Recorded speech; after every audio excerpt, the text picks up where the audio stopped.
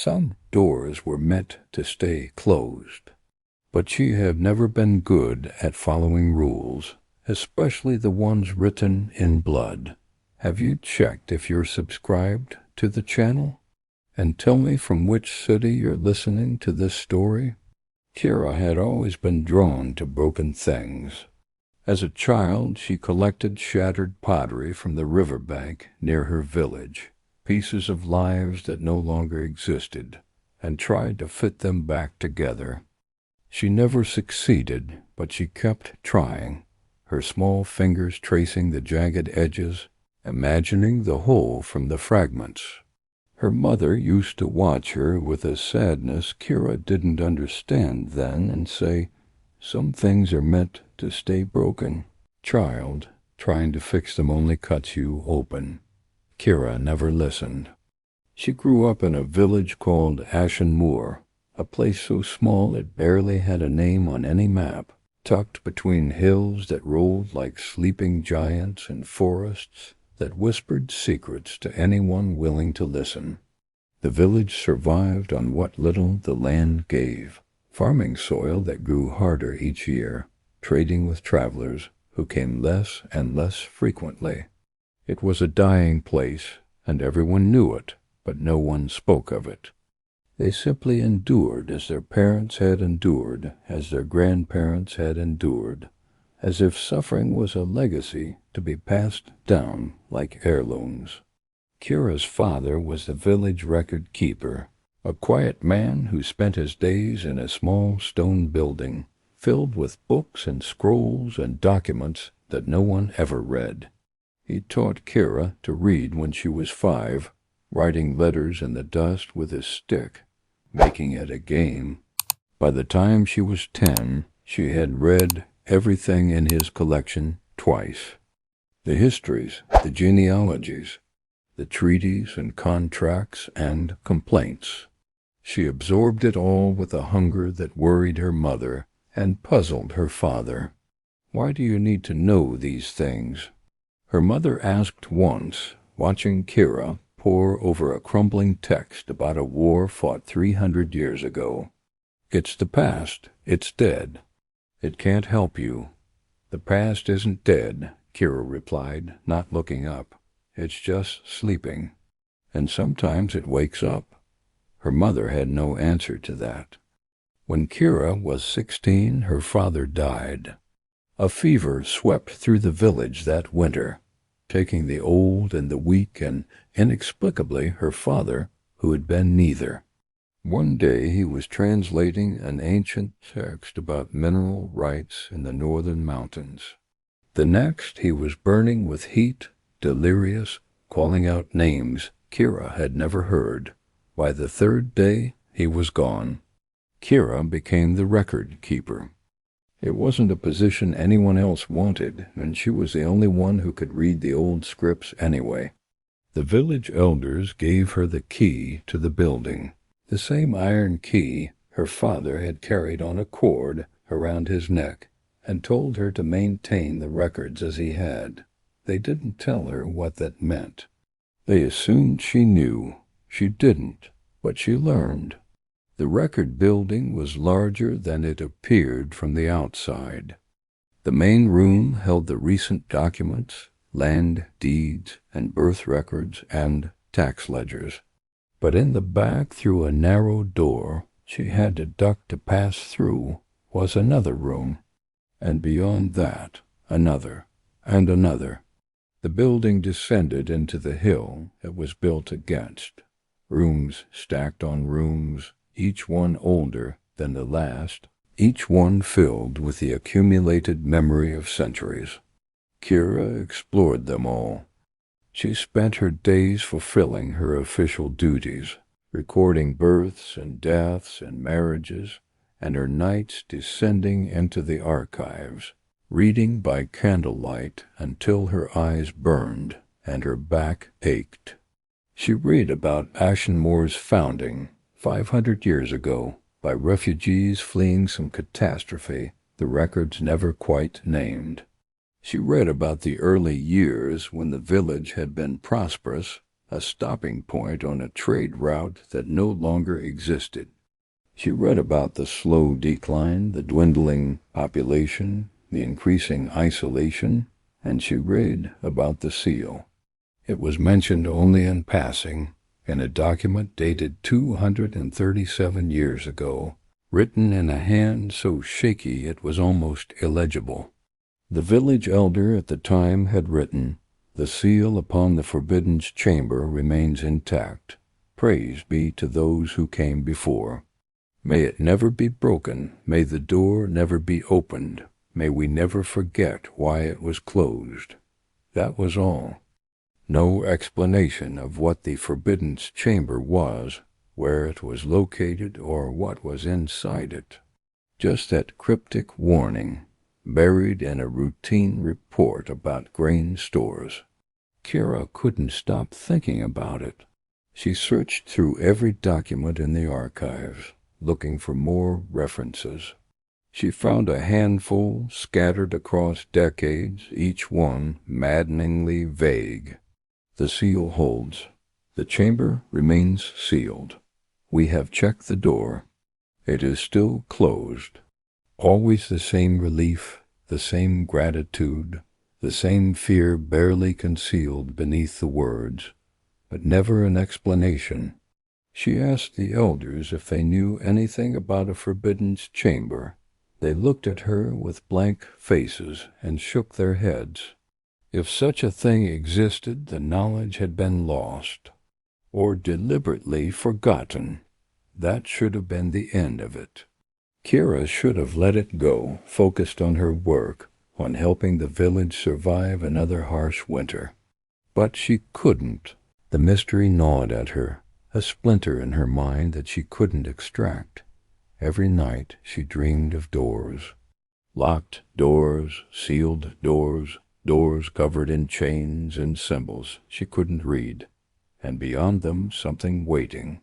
Something that had been waiting for a very, very long time. She began mapping the archives, measuring the rooms, comparing them to the external dimensions of the building. And she found a discrepancy. The deepest room, the oldest chamber filled with documents so ancient they crumbled at a touch, was not as deep as it should have been. According to her measurements, there should have been another 15 feet of space beyond the back wall. Another room, hidden, sealed, the forbidden chamber. She searched the walls of that deepest room for hours, running her hands over every stone, looking for seams or cracks or any indication of a door. She found nothing. The wall was solid, ancient, built by craftsmen who had known their trade well, but there had to be a way in. The record spoke of checking the seal, which meant someone had been able to access it, at least in the past. She returned night after night, searching, until her fingers were raw and her candles burned down to stubs. And then, on a night when the wind howled outside and the darkness seemed thicker than usual, she found it. Not in the wall, in the floor. A stone slightly different in color from the others, worn smooth in the center as if from repeated touch. She knelt beside it, pressing down, and felt it give slightly. A mechanism, ancient but still functional. She pushed harder and heard a click that seemed to echo through the entire building. A section of the back wall swung inward, revealing darkness beyond. Kira's heart hammered in her chest. Every instinct she had screamed at her to close the door, to walk away, to forget she had ever found this. But she had never been good at listening to her instincts. She lit a fresh candle and stepped through. The passage beyond was narrow and descending, carved roughly from the living rock of the hill. The air was cold and stale, as if it hadn't been breathed in centuries. Her candle flame guttered in the draught, threatening to go out, and she cupped her hand around it protectively. The passage led down perhaps 30 feet, before opening into a chamber. Kira stepped inside and raised her candle high. The chamber was small, barely larger than her bedroom at home. The walls were covered in symbols, painted in something dark that might have been ink or might have been blood. The symbols were like nothing she had ever seen, neither writing nor decoration, something else entirely, something that made her eyes hurt if she looked at them too long. In the center of the chamber was a stone pedestal, and on the pedestal was a box. It was not large, perhaps a foot on each side, made of dark wood bound with metal that had once been bright, but had tarnished to a dull green.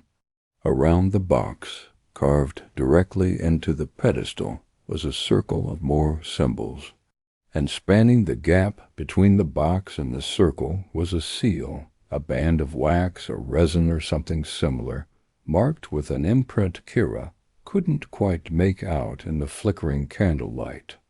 The seal was broken, not recently. The break was old, the edges of the split dulled by time. But it was definitely broken, a clean crack running through the center, the two halves separated by perhaps an inch. Someone had opened this box. Someone had broken the seal that was supposed to remain intact forever. Kira approached slowly, her hand trembling so badly the candle flame danced wildly. She knew she shouldn't touch it. Every warning and every document screamed at her to leave it alone, to close the door, to seal the passage again and forget she had ever been here. But the box was open. The seal was already broken. Whatever danger it had contained, whatever catastrophe the seal had been meant to prevent, had already happened. Or hadn't happened at all? She reached out and lifted the lid. Inside, wrapped in cloth that disintegrated at her touch, was a pendant. A simple thing, a circle of silver on a delicate chain, with a stone set in the center. The stone was dark, almost black, but when her candlelight touched it, it seemed to glow from within, a deep crimson light, like embers in a dying fire. Kira picked it up. The moment her fingers closed around it, she felt something surge through her. Not pain, not pleasure, something else. Recognition, as if the pendant knew her, as if it had been waiting specifically for her. She heard a voice, not in her ears but in her mind, speaking words she didn't understand in a language that nevertheless conveyed meaning. Finally, after so long. Finally, someone with the courage to break the rules. Kira dropped the pendant. It clattered against the stone pedestal, but didn't fall, the chain catching on the edge of the box. She stumbled back, her breath coming in short gasps, her heart racing. "Who's there?" She called out, her voice echoing in the small chamber. "Who are you?" No answer. The voice didn't return, but she could still feel the presence, a weight in the air, a sense of being watched by something vast and patient and old beyond imagining. She should have run. She should have fled the chamber, sealed the passage, perhaps even destroyed the archives to ensure no one else ever found what she had found. But instead she stepped forward and picked up the pendant again. This time the voice didn't speak, but the visions came. She saw a kingdom vast and beautiful, with cities of white stone and gardens that bloomed year-round. She saw a king, young and strong and wise, ruling with justice and compassion. She saw people who were happy, children who laughed, fields that overflowed with harvest, and she saw the king fall in love. The woman was not from his kingdom. She was a traveler, a wanderer, someone who had come from lands so distant they existed only in legends. She was beautiful in a way that transcended physical appearance. beautiful in her spirit, in her strength, in the fire that burned in her eyes. The king loved her with an intensity that frightened him. He had always been measured, controlled, a ruler who put duty above desire. But with her, he couldn't help himself. He courted her, wooed her, offered her everything he had, everything he was, and she loved him in return. They married in secret, because she was not of noble birth, because his counselors would never approve, because there were ancient laws about who a king could and could not wed. They met in hidden places, spoke in whispers, stole moments of joy from the rigid structure of court life. And then she became pregnant. The king was overjoyed. He decided he would reveal their marriage, face the consequences, change the laws if he had to. His love was stronger than tradition, stronger than politics, stronger than anything the court could throw at him. But before he could act, she disappeared. One night she was there, her hand in his, planning their future. The next morning she was gone. No note, no explanation, just an empty room and a cold bed. The king searched everywhere. He sent his guards, his scouts, his most trusted advisers. He searched himself, riding through the kingdom, calling her name, until his voice was hoarse. But she was gone, as if she had never existed. Months passed. The king withdrew, becoming a shadow of himself. He performed his duties mechanically, his heart somewhere else, with someone he couldn't find. And then a child was born, a daughter, found abandoned at the gates of the palace, wrapped in cloth that the king recognized as the cloak his love had worn. Tucked in the folds was a pendant, silver with a dark stone, and a letter written in her hand. Asterisk, I cannot stay. The reasons are beyond explanation. But know this, she is yours. She carries your blood and my fire. Keep her safe. Keep her hidden. And never, ever let her know what she truly is. Because if you do, if she awakens, the world will burn. Asterisk. The king understood nothing, but he understood enough. He took the child, claimed her as an orphan he had chosen to raise, and named her Kira. The vision ended. Kira gasped, her knees buckling, catching herself against the pedestal. Her mind reeled. It wasn't possible. It was a trick, an illusion, something the pendant was showing her to manipulate her. It couldn't be real. But deep inside, in a place beyond logic or reason, she knew it was true. She had always felt different, always felt like she didn't quite belong in Ashenmoor, in her life, in her own skin. She had chalked it up to restlessness, to curiosity, to a personality that didn't fit the mold of a quiet village girl. But it was more than that. It had always been more than that. She looked down at the pendant in her hand. The stone glowed brighter now, pulsing in rhythm with her heartbeat. And she felt something else, something stirring deep within her, something that had been sleeping her entire life.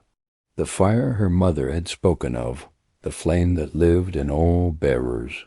She was the king's daughter, and she carried the flame. The realization should have terrified her. Instead, she felt a strange sense of rightness, as if a puzzle piece she hadn't known was missing had finally clicked into place. She put the pendant around her neck. It settled against her chest, warm and heavy and oddly comforting. And then she heard the voice again. Asterisk, you must go to him, to the king. Your father, he is dying, and he doesn't know why. But you do. You've always known. The flame cannot be ignored forever. It demands to be acknowledged. And when it isn't, it turns inward, consuming from within, Where is he? Kira asked aloud, her voice steady despite the chaos in her mind. Where is the king? North, in the kingdom of Eterna, in the palace of glass and stone. But hurry. He has days, perhaps only hours. And when he dies, the flame dies with him. Unless you could reach him in time. Kira didn't hesitate. She turned and ran from the chamber, through the passage, up into the archives. She grabbed a traveling cloak, a bag, what little food she had in her quarters. She left no note, made no explanation. The village would manage without her, as they had managed before there were record keepers, as they would manage after. She left Ashen Moor as the sun rose, walking north along roads she had only read about in dusty books. She had no horse, no money, no plan beyond reaching the kingdom before her father died. But she had the pendant, and she had the fire beginning to wake inside her, and she had a determination that surprised even herself. The journey took weeks. Kira walked until her feet blistered and bled, until her muscles screamed and her bones ached. She slept in barns and under bridges, and once in an abandoned shrine, where the walls were covered in prayers to gods no one remembered. She ate what she could forage or beg, and when there was nothing, she went hungry. But the hunger, the pain, the exhaustion, all of it paled beside the pull of the pendant. It was like a thread tied around her heart, tugging her forward, northward, toward something she couldn't name, but couldn't resist. Sometimes in the quiet moments before sleep claimed her, she would hold the pendant and feel it pulse against her palm, warm and alive, like a second heartbeat. The pendant guided her.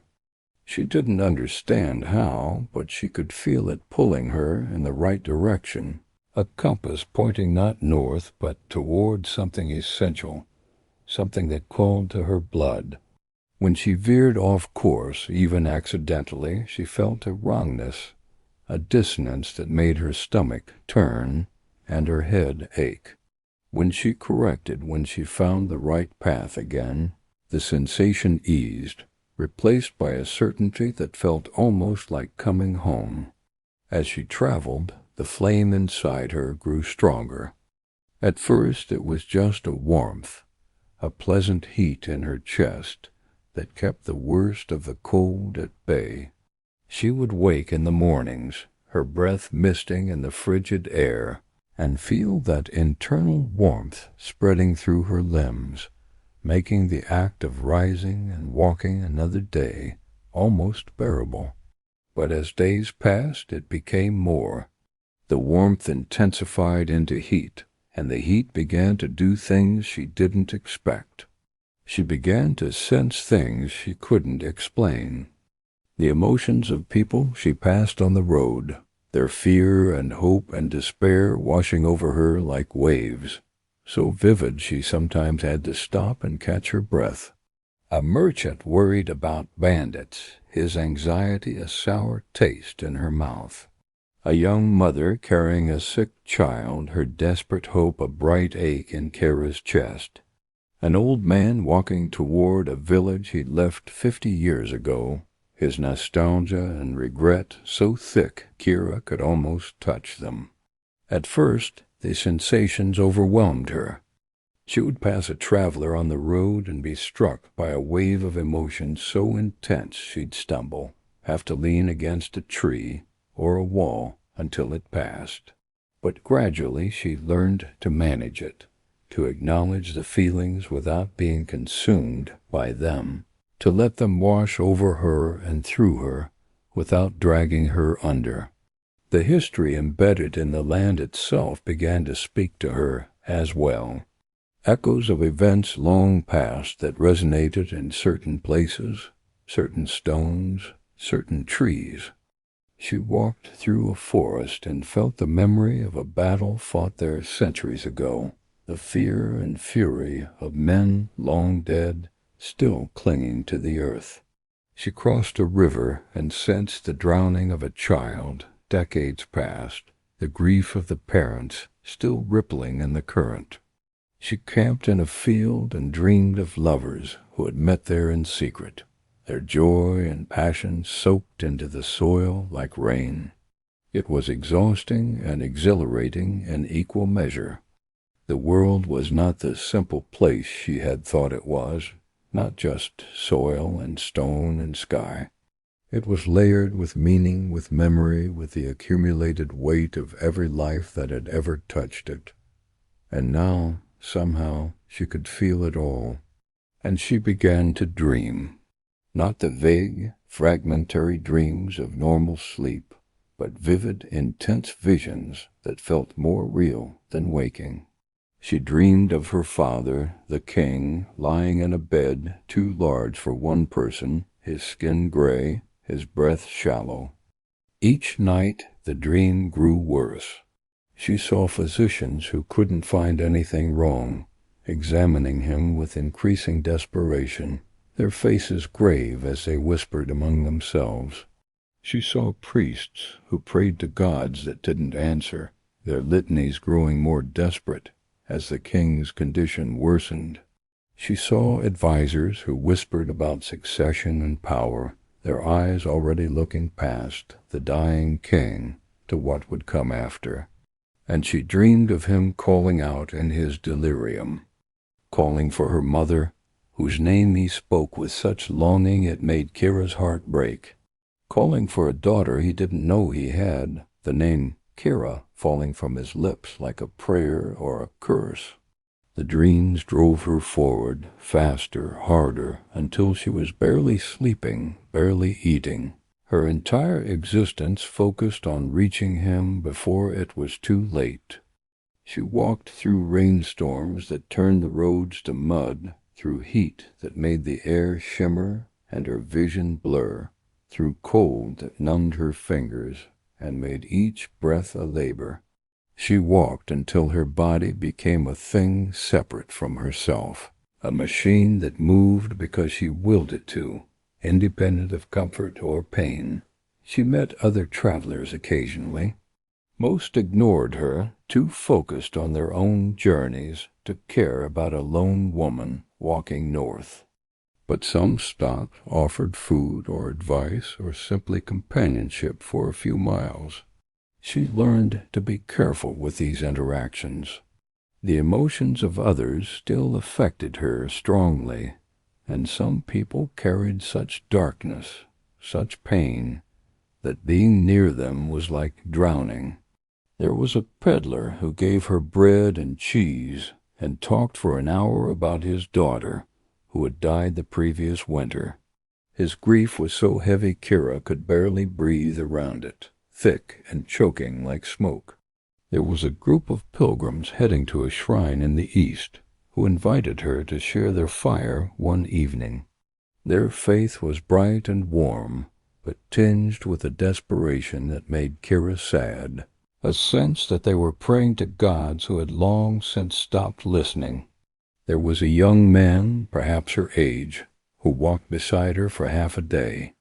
His name was Thomas, and he was traveling to the capital to find work, to escape a village where he had never fit, where his differences had marked him as strange. Kira felt a kinship with him, a recognition of another person who didn't belong where they'd been planted.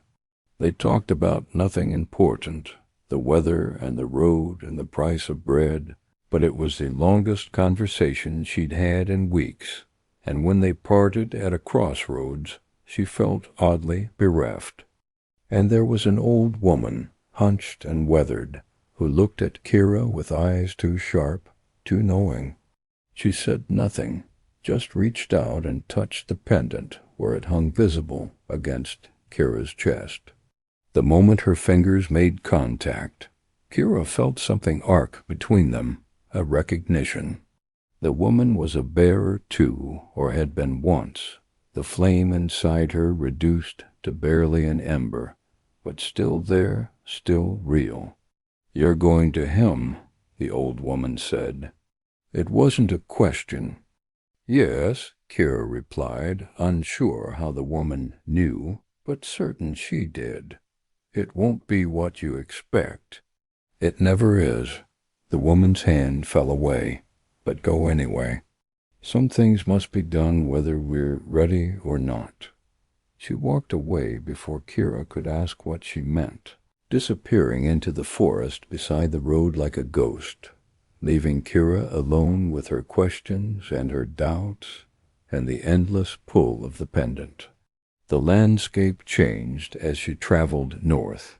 The rolling hills of her homeland gave way to flatlands, vast and empty, where the wind blew without ceasing and the sky seemed impossibly large. Then came the forests, ancient and dark, where the trees grew so close together that walking between them required turning sideways, and the canopy was so thick that even at midday it felt like dusk. And finally, as she drew closer to the kingdom, the land became more cultivated, more populated. Fields replaced forest. Villages appeared with increasing frequency. Roads improved from dirt tracks to cobblestone paths. She arrived at the kingdom of Eterna on a day when the sky was the color of old pewter, and the wind carried the scent of coming snow. The kingdom was everything the visions had shown her, and nothing like them. The cities were still white stone, but they were worn now, crumbling at the edges, stained by centuries of weather and neglect. The garden still bloomed, but sparsely, the flowers looking tired, and the trees bent under their own weight. It was beautiful, yes, but it was a faded beauty, like a portrait left too long in the sun. The palace stood at the heart of the capital, a massive structure of glass and stone that reflected the gray sky like a mirror. Towers rose toward the clouds, their tops lost in mist.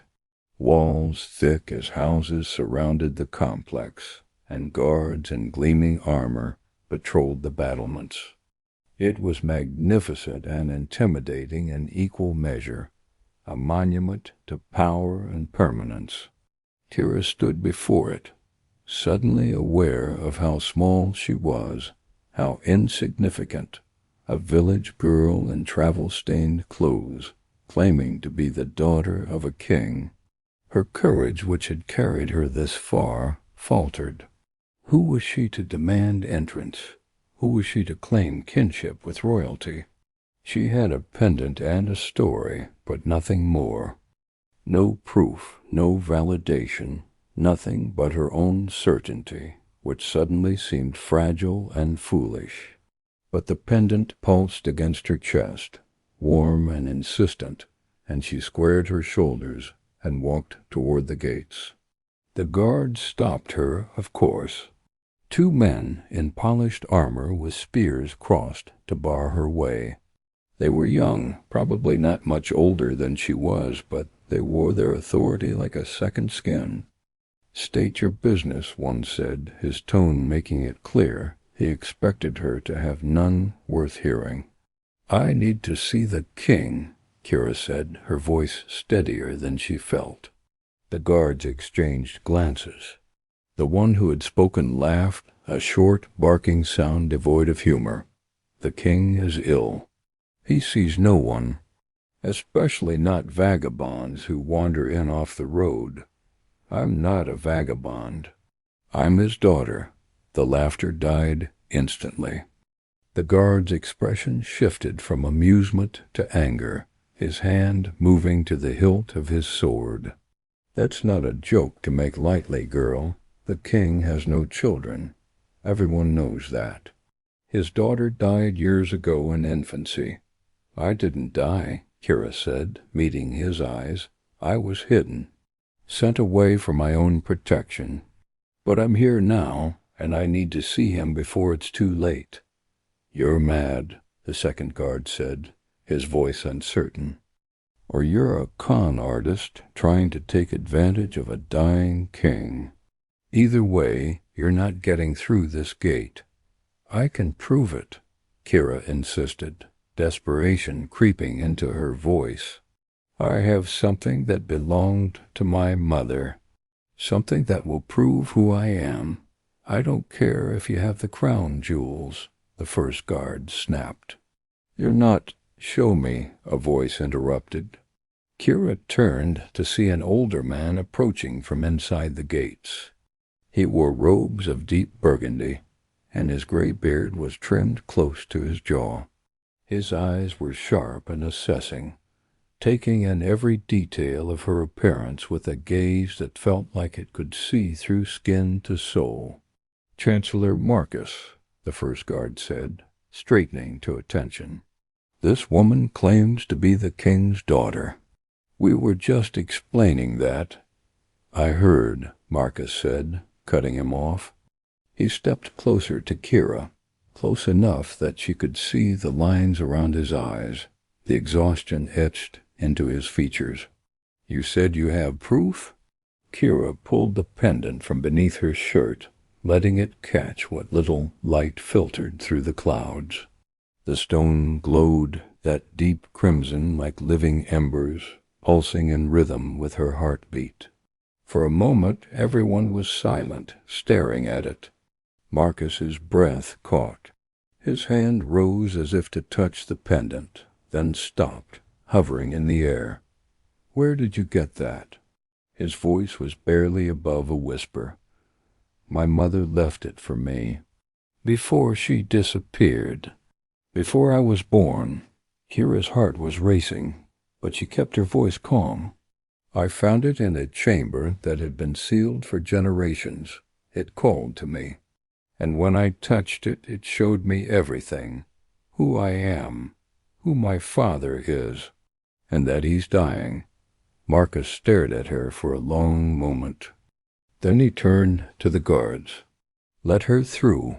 But, sir, the first guard protested. Now, Marcus said, his tone brooking no argument. A guard stepped aside, and Marcus gestured for Kira to follow him. Come, we need to speak privately before I take you to him. Then the second guard, who had been silent until now, spoke. His voice was rough, uncertain. Where did you get that? My mother left it for me before she disappeared. Before I was born. The guards looked at each other again.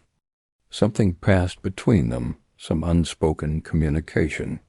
Then the first guard said, Wait here. He turned and ran into the palace, his armor clanking, leaving his companion to watch Kira with an expression caught between suspicion and something that might have been awe. They stood in silence, the wind picking up, the first flakes of snow beginning to fall, delicate and cold, against Kira's skin. The guard returned minutes later with a woman and a man. The woman was tall and thin, dressed in robes of deep blue that seemed to shimmer in the gray light. Her hair was silver, pulled back severely from a face that was lined but still strong, still beautiful in its austerity. She moved with the confidence of someone accustomed to command, to being obeyed without question. The man wore robes of deep burgundy, and his gray beard was trimmed close to his jaw. His eyes were sharp and assessing, taking in every detail of Kira's appearance with a gaze that felt like it could see through skin to soul. Show me, the woman said without preamble, her voice low and controlled. Kira held up the pendant. The woman's breath caught audibly. She reached out as if to touch it, then pulled her hand back as if afraid the contact might burn her. It's impossible, she whispered, her composure cracking for just a moment. We searched everywhere. For years. We turned over every stone, questioned every person who might have known. We never found it. We thought it was lost. Or destroyed. Who are you? Kira asked, her voice stronger now, emboldened by the woman's reaction. I am Cerise. I was the king's chief adviser for 20 years. I was there when he found you at the gates all those years ago, when he read the letter your mother left, when he made the decision to hide you away to protect you from those who would use you or harm you. She looked up from the pendant to Kira's face, studying her features with an intensity that made Kira want to look away. I helped him arrange it. Found the family that would take you. The village that would keep you safe and hidden. Ashen moor on the edge of the kingdom, so remote that no one would think to look there. Kira felt the world tilt beneath her feet. You knew?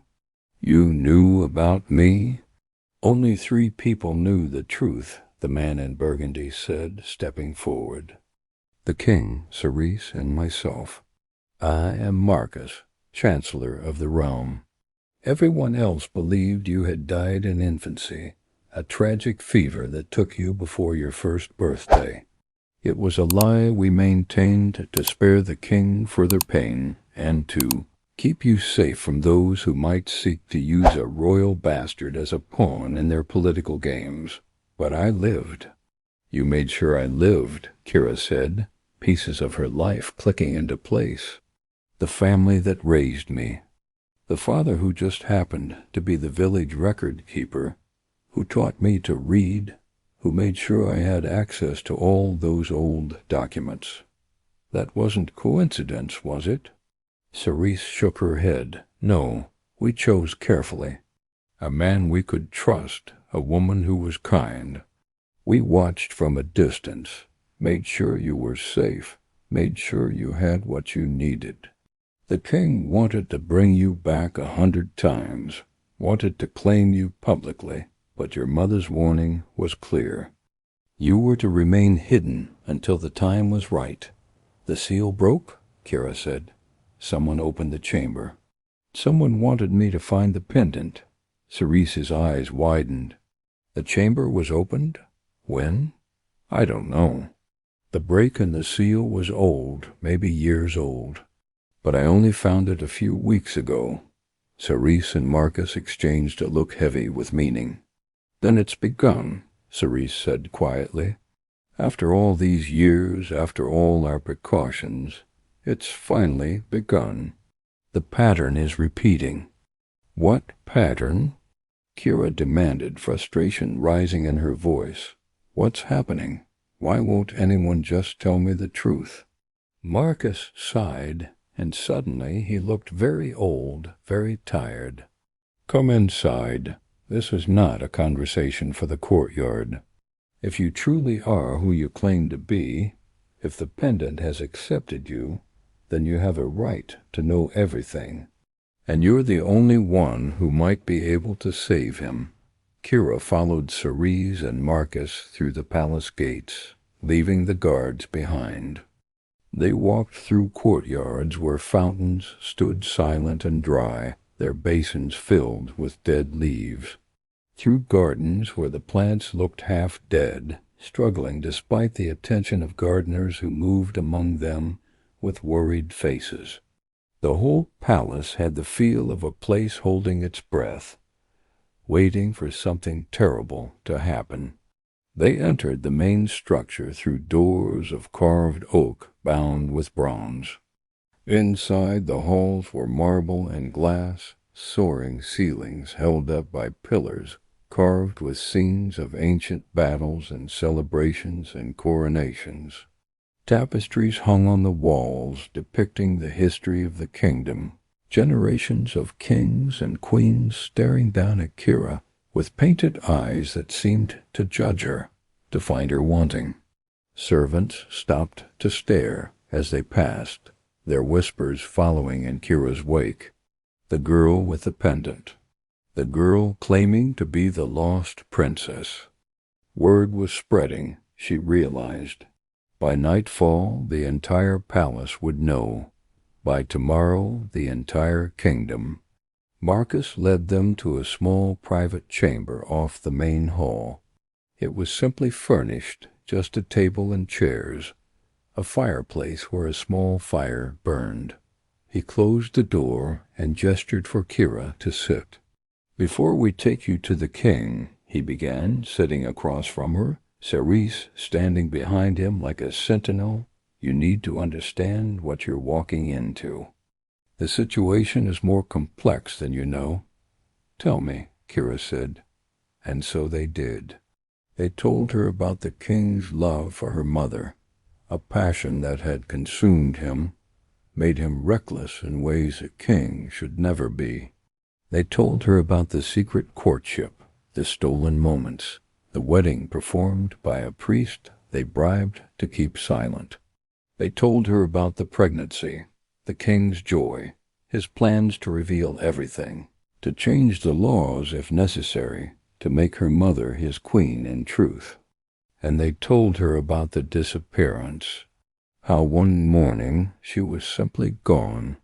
No note, no explanation, just an empty room and a cold bed. How the king had sent search parties, offered rewards, threatened and begged and pleaded.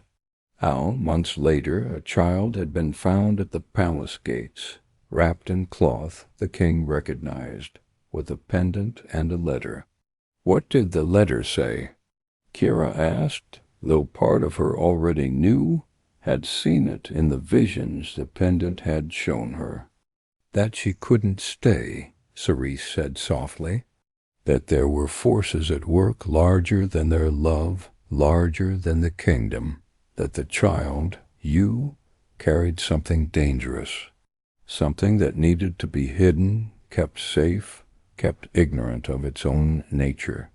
She said that if you ever awakened, if you ever came into your power, the world would burn. Those were her exact words. The world will burn. And you believed her, Kira said. The king believed her, Marcus corrected. And so we had no choice but to believe as well. We arranged for you to be raised far from here, by good people, in a place where you would never know what you were, where you would live a quiet, normal life, safe from the politics and dangers of court. But the pendant was left with me, Kira said. She gave me the one thing that would reveal the truth. Why would she do that if she wanted me to stay hidden? Cerise and Marcus looked at each other again. We don't know, Cerise admitted. We thought perhaps she wanted the option to exist, that if you were ever in danger, if you ever needed to know the truth, you would have a way to find it.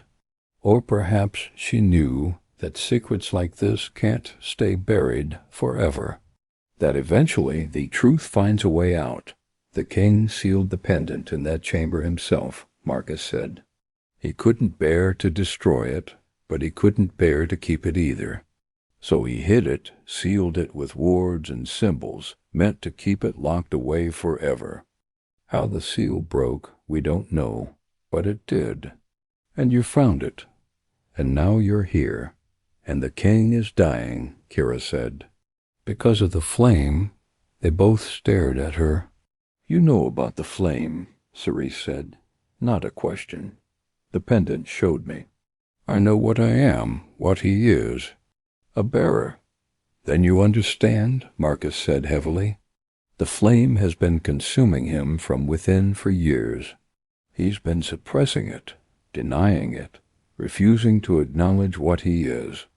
He thought if he never used it, never gave in to it, it would eventually die. But flames don't die. They either burn outward or they burn inward. And his has been burning inward for too long. Kira followed Cerise through the palace, through corridors of marble and glass, past tapestries depicting battles and celebrations and coronations. Servants stopped to stare as they passed, whispering behind their hands.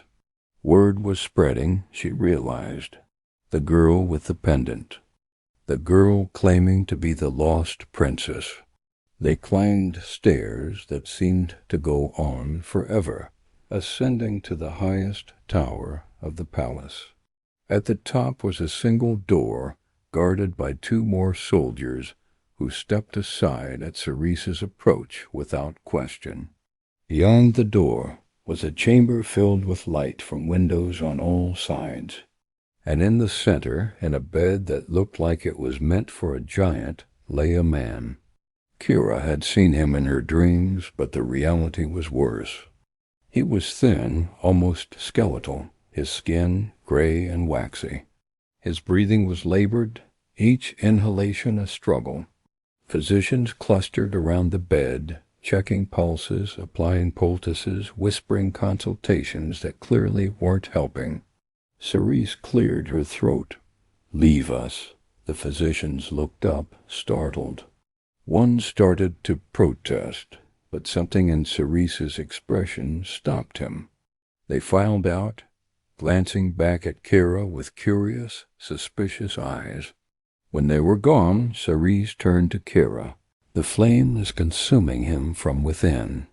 He's been suppressing it for so long, denying it, refusing to acknowledge what he is, that it's turned against him. It's eating him alive." "How do I stop it?" Kira asked, moving to the bedside. Up close, she could see the resemblance. The shape of the eyes, the line of the jaw, small details that marked them as kin. "You don't stop it, you complete it. The flame needs to be passed, shared, acknowledged. He's been carrying it alone for too long. But if you can reach him, if you can wake the part of him that's been sleeping, maybe you can take some of the burden. Maybe you can save him. I don't know how. The pendant knows. Trust it. Trust yourself." Cerise stepped back, giving her space. Kira sat on the edge of the bed. She took her father's hand, the skin cold and papery beneath her fingers. She closed her eyes and let herself feel the flame inside her, the fire that had been growing stronger with each mile she traveled, with each step closer to this moment. It responded immediately, surging up from the depths of her being, eager, hungry, alive. She gasped at the intensity of it, almost letting go, almost pulling back. But she held on, directing it, guiding it down her arm, through her hand, into his. The moment the flame touched him, his eyes flew open. They were the same color as hers, dark brown flecked with gold, and in them she saw recognition, not of her face which he had never seen, but of her essence, her fire, her blood. "Kira," he whispered, the name strange on his lips, a name he had given her but never spoken aloud. "I'm here," she said, tears streaming down her face without her quite knowing why.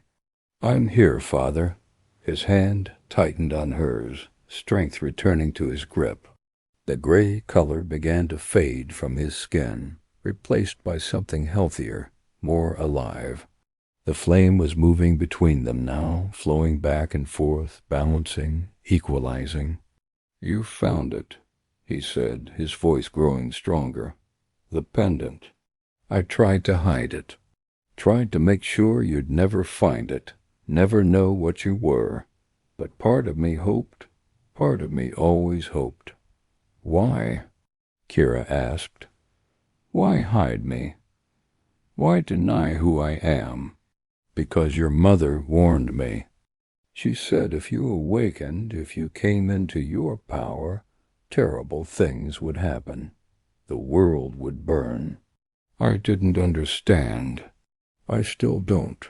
But I loved her and I trusted her, and I thought keeping you hidden was the only way to keep you safe. The world isn't burning," Kira said softly. "I'm here. The flame is awake, and the world is still standing." The king smiled, a real smile, the first Kira had seen from him. "Maybe she was wrong. Or maybe you're stronger than she thought." "Stronger than I thought." They sat in silence, hands clasped, flames intertwined, two parts of a whole that had been separated for too long. Kira could feel the sickness in him receding, the flame that had been destroying him now soothed by the presence of another, no longer alone, no longer a burden to carry in isolation. Finally, the king spoke again. "What will you do now?" "I don't know," Kira admitted. "I came here to save you." "I didn't think beyond that." "Stay," he said. "Stay here. Be my daughter openly, the way you always should have been. Let me teach you what it means to carry this fire. Let me make up for the years we lost." Kira wanted to say yes. Every part of her wanted to accept, to have a father, a family, a place where she belonged. But something held her back. Something the pendant had shown her, a truth she was only beginning to understand. "The flame needs to be free," she said slowly, working through the thought as she spoke. "That's what's been wrong. All these years, all these centuries, bearers have been hiding, suppressing, denying what they are because they're afraid of what they might do, what they might become. But the flame isn't meant to be caged. It's meant to be expressed, used, shared. When you lock it away, when you pretend it doesn't exist, that's when it becomes dangerous." The king looked at her with an expression she couldn't quite read. "You sound like your mother. Tell me about her, everything. I need to know."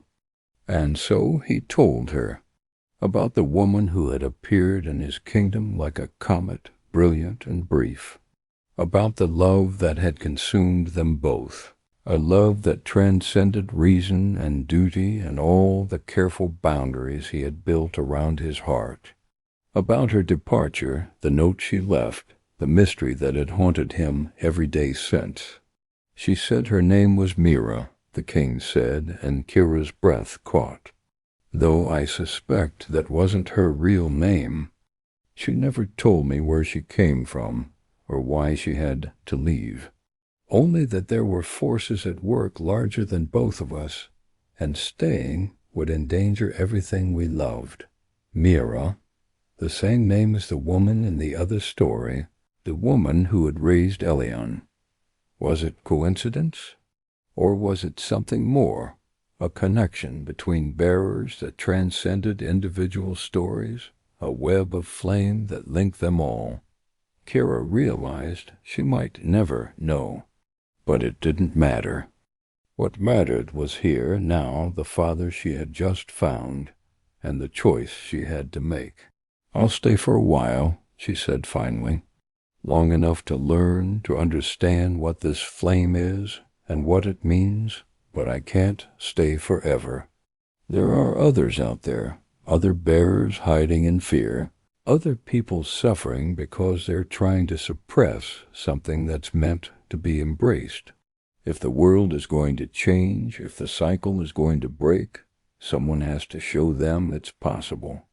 The king nodded, understanding in his eyes. "You are her daughter. In every way that matters." Over the weeks that followed, Kira learned. The king, his health restored by the reunion with his daughter, taught her the history of the kingdom of Eterna, the long line of rulers who had shaped it, the wars and alliances and compromises that had brought it to this moment. But more than history, he taught her about what it meant to rule, to carry the weight of thousands of lives on your shoulders, to make decisions where every choice led to someone's suffering. "A good ruler," he told her one afternoon as they walked through the palace gardens, where the plants were already beginning to look healthier, responding to the shift in energy, "is not one who makes everyone happy. That's impossible. A good ruler is one who can live with the consequences of their choices, who can look at the suffering they cause and not turn away, not pretend it doesn't exist." Kira absorbed these lessons, but she questioned everything, pushed back against assumptions, challenged traditions.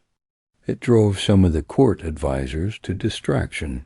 This young woman who spoke too freely, who asked uncomfortable questions, who refused to simply accept that things were done a certain way because they had always been done that way. But the king loved it. He loved her fierce intelligence, her unwillingness to be cowed by tradition or authority. She reminded him so much of her mother, and that was both a joy and an ache that never quite left him. Cerise taught her politics, the delicate art of navigating court intrigue, the ways to wield influence without formal power. She taught her to read the subtle signs in people's faces and postures, to understand the unspoken alliances and enmities that shaped every interaction. She taught her that sometimes the most powerful thing you could do was remain silent, let others talk themselves into corners, reveal more than they intended. Never let them see everything you're thinking, Cerise advised during one particularly grueling lesson in diplomacy. Keep some part of yourself hidden, always. Not out of dishonesty, but out of self-preservation. The court will try to consume you if you let it. You must maintain something that's entirely yours. But the most important lessons came from the flame itself. Kira learned to listen to it, to understand its whispers and urgings. Unlike the controlled, disciplined approach that some bearers took, trying to master the flame through force of will, Kira's path was more intuitive, more organic. She didn't try to master the flame. She partnered with it, learned its rhythms, discovered that when she worked with it rather than against it, when she trusted it rather than feared it, it became something beautiful. She spent hours in meditation, not suppressing the flame but conversing with it, understanding it as a separate consciousness that nevertheless was part of her. It showed her things, memories that weren't hers, knowledge that had been accumulated over generations of bearers, passed down through the flame itself like a genetic memory. Her mark, the unique signature that defined what her flame could do, revealed itself gradually over these weeks of learning and practice. It wasn't destruction like some bearers who could unmake things with a thought. It wasn't vision like others who could see possible futures. It wasn't even transformation, the ability to change the fundamental nature of things. It was connection. Her flame reached out to other flames, sensing them, understanding them, linking them together like threads in a vast invisible web. She could feel bearers from miles away, faint pulses of fire that called to her own. Some were strong, blazing bright. Others were dim, nearly extinguished, their bearers not even aware of what they carried. And she realized with a clarity that took her breath away that this was her purpose, her role in the greater story of her people. She was meant to find them, to bring them together, to show them they didn't have to hide anymore, didn't have to live in fear of their own nature. She shared this realization with her father one evening as they sat in his private chambers, the fire crackling in the hearth, the night dark beyond the windows. "The world is changing," she told him. "I can feel it in the flame and the way other bearers respond when I reach out to them. We've been hiding for so long, suppressing ourselves because we're afraid of what we might become. But that fear is what's killing us. It's what was killing you. The flame isn't meant to be caged. It's meant to be free, to be used, to be expressed." The king listened, his expression thoughtful. "And if you free all these bearers, if you tell them they don't have to hide anymore, what happens? What if your mother was right? What if the world burns?" "Then we burn with it," Kira said simply. "But I don't think that's what will happen. I think the burning she feared isn't literal. It's metaphorical. The old world, the world of fear and suppression and hiding, that world will burn. It has to, so something new can grow in its place. You're asking me to let you risk everything, the king said softly.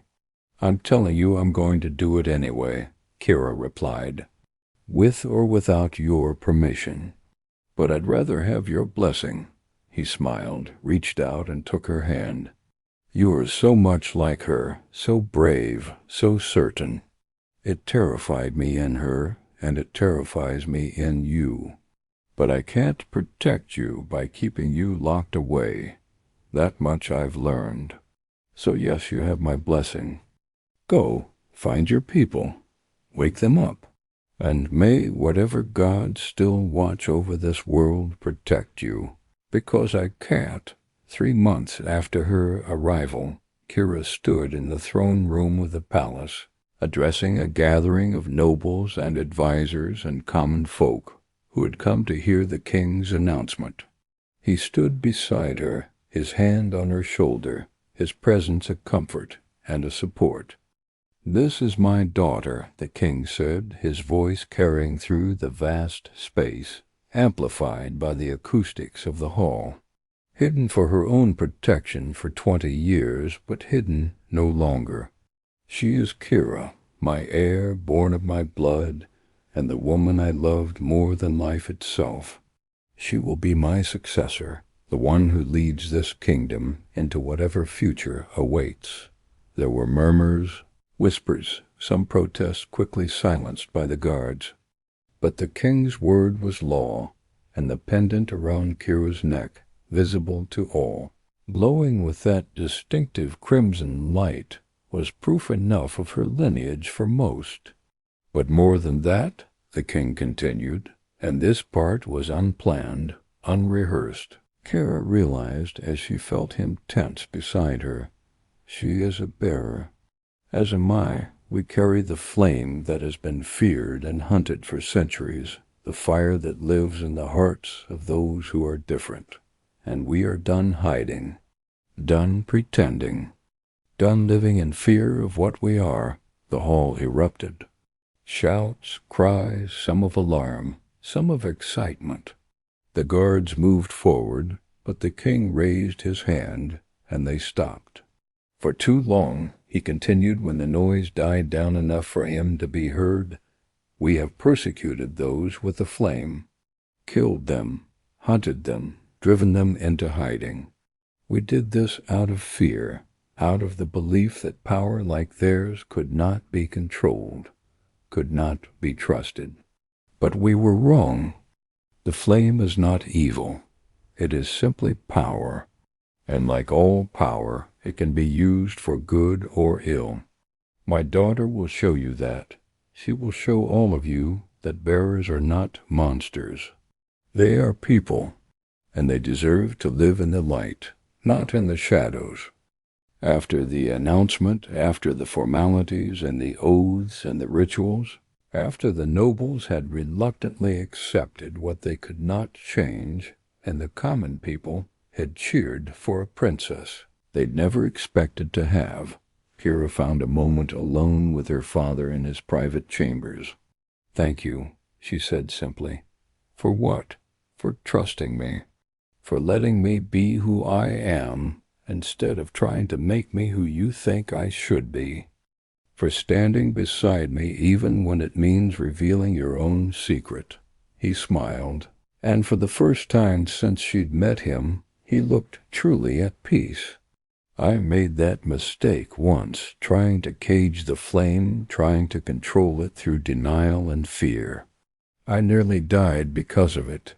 I won't make that mistake again, and I won't let you make it either. Whatever you choose to do, wherever the flame leads you, you have my support, always. I'm going to leave," Kira said. She'd been planning this conversation, rehearsing it in her mind, but the words still felt heavy on her tongue. Not forever. I'll come back, visit, help however I can. But I can't stay here in the palace. Not yet. Maybe not ever. I know, the king said, and he didn't sound surprised. I've known since the day you arrived that I wouldn't be able to keep you here. You're too much like her. Too much fire, too much conviction, too much courage. You need to move, to act, to change things. The palace would suffocate you. There are others out there, Kara said, the words spilling out now that she'd started. Other bearers who need to know they're not alone. I can feel them, Father. I can feel their fear and their pain and their isolation. They're hiding like you were, suppressing the flame, letting it eat them alive from the inside. And I think I can help. I think I can show them a different way. Then go, he said gently. Go and wake them up. Go and show them they don't have to be afraid. And when you're ready, when you've found all the lost ones and brought them home to themselves, come back to me. There will always be a place for you here. They embraced, and Kira felt the flames touch again, his and hers, a reminder of the bond they shared. Not just blood, not just fire. Something deeper. Something that would endure no matter how far apart they were.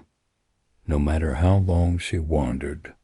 She left the next morning, carrying only a pack with supplies and the pendant around her neck. The king stood at the palace gates to see her off, and though his eyes were sad, he didn't try to stop her, didn't ask her to reconsider. He simply held her one last time, kissed her forehead, and whispered, "Be safe. Be brave. Be yourself. Where will you go?" Marcus asked. He had come to see her off as well, along with Cerise and a handful of others who had become something like friends over the past months. "Wherever the flame leads me," Kira said, echoing the words that felt like truth. "There are others out there. I can feel them. Some strong, some weak, all of them alone, all of them afraid. And they need to know that the world doesn't have to be the way it's always been, that they have a choice. And what will you tell them?" Cerise asked. Kira looked back at the palace one last time, at the banners flying from the towers, at the kingdom spread out below. Then she turned to face the road ahead, the unknown path that called to her with the voice of flame and destiny. That the seal is broken, that the forbidden chamber is open, that the secrets we've kept for centuries are secrets no longer, and that the fire that lives in us isn't a curse. It's a gift, if we're brave enough to accept it. She walked away from the kingdom, from the life she could have had, from the safety and security of being a princess.